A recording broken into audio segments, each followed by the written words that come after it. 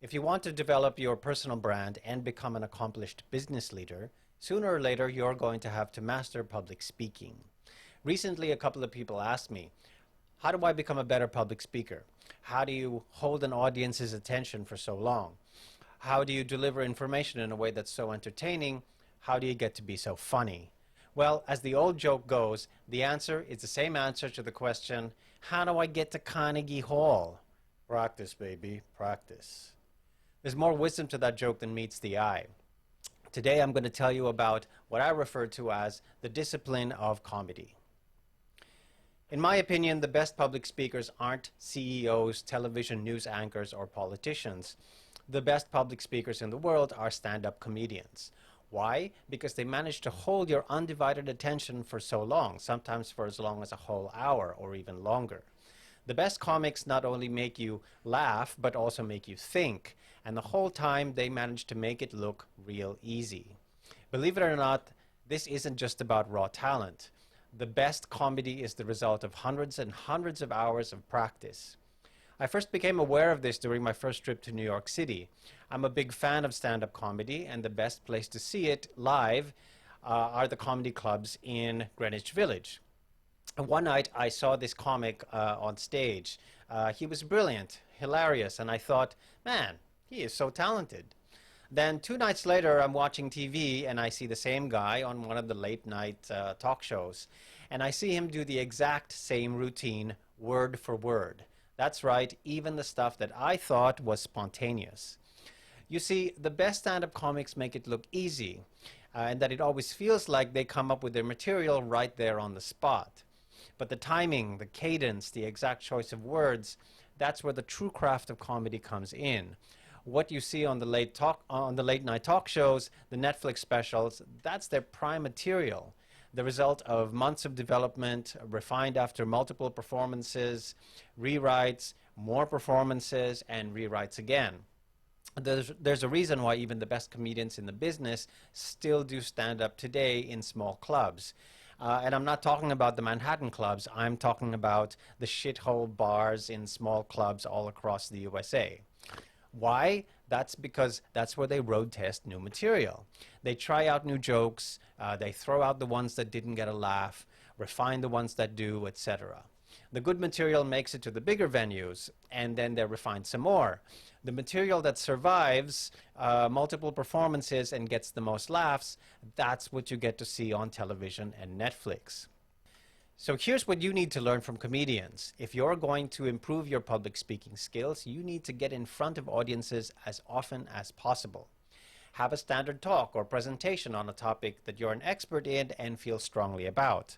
Now look for opportunities to present that material. And don't be too selective. If you're a senior executive, you probably get invited to speak at conferences every so often.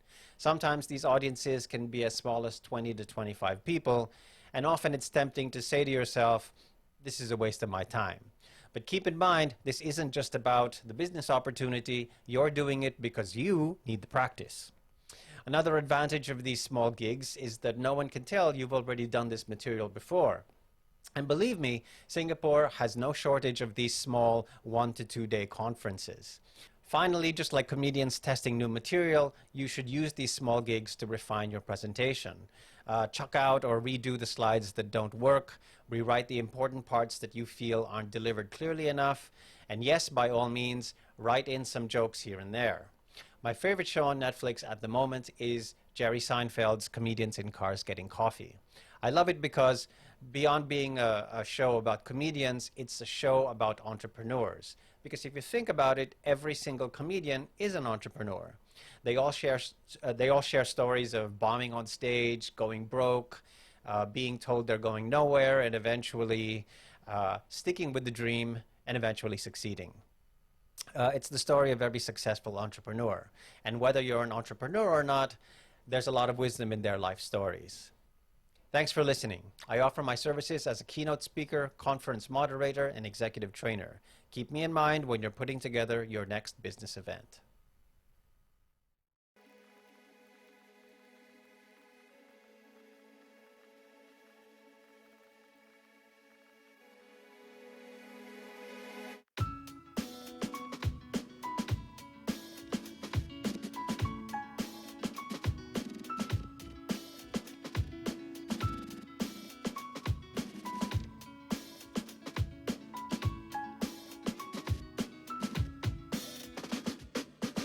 My name is Miguel Bernas. I'm VP of Marketing at MediaCorp. I say that my job is marketing, but my real job is transformation.